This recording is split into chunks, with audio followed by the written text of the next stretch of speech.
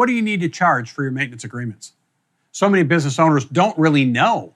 They pick a number out of the air or they match what their competitors are doing in the market. But are you profitable during that maintenance agreement work?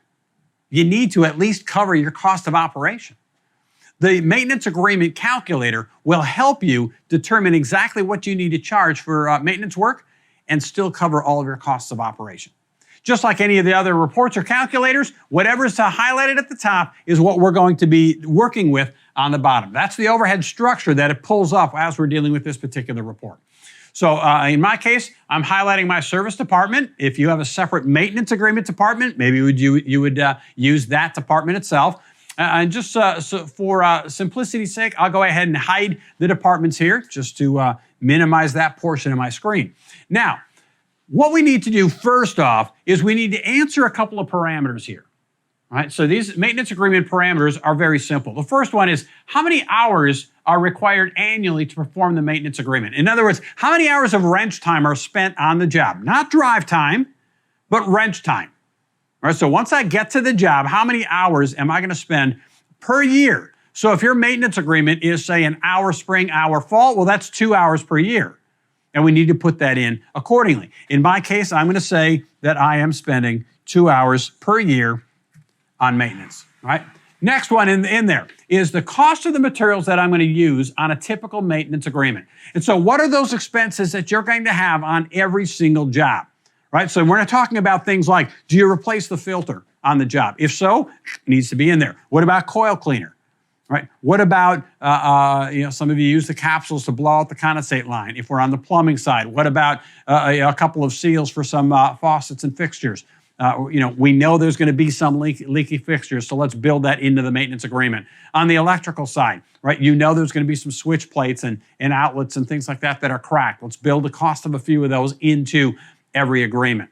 And so once we put that in, and once we factor it in, that now becomes a service that you can provide to take care on that job. So in my particular case, I've got $20 in expenses that I'm going to incur every year on the typical agreement. We're going to build that in.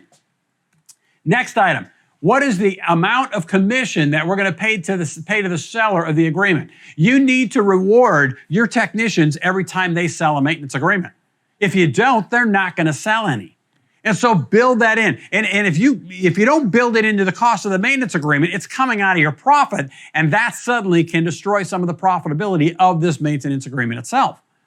And so, again, the number that tends to work well is someplace between $15 and $25 per agreement that they sell. In my case, I'm going to pay my technicians $20 for a spiff for every agreement that they sell.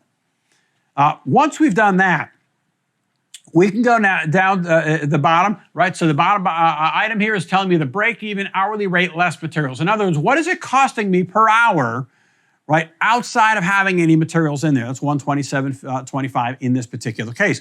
That really doesn't do a whole lot for me. Really, what I need to know then is what do I need to charge for this agreement? Now, it's going to tell me that my break-even rate, all in on this agreement, is $232.88. That's what it's going to cost me to provide that service for those 2 hours per year. And that includes the spiff. It includes any materials that I'm going to use on that typical job itself.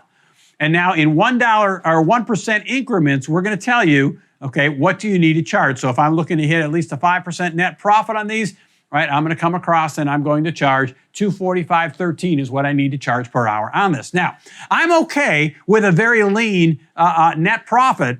And again, remember these profits are after we've paid all expenses. Right, so we've paid all the overhead, paid the unbillable direct labor, we've paid your wages, we've put money aside for trucks, it's all in there. And so I'm okay with a lean net profit on these because, again, when the technicians go out and provide maintenance, I expect them to find things that need to be repaired. If you've got a technician that's going out and doing maintenance work and they're just doing the clean and check and the clean and check and the clean and check and they're not having any repairs, then they're not looking. I don't care what your trade is. If they're looking for things, they're going to find things that should be repaired, and they can make the recommendation to the customer to repair that. They're not doing the customer any favor by not making the recommendation. Right? And now those, any of those parts and pieces and add-ons and repairs are going to be quoted at your normal rate. Now, you might give a 10 or 15% discount on that. I get it. right? But those are going to be quoted out separately above and beyond this, and that's where I'm going to make my money. It's as simple as that. If you have any questions in regards to the maintenance agreement pricing calculator, feel free to give us a call at Grandy & Associates.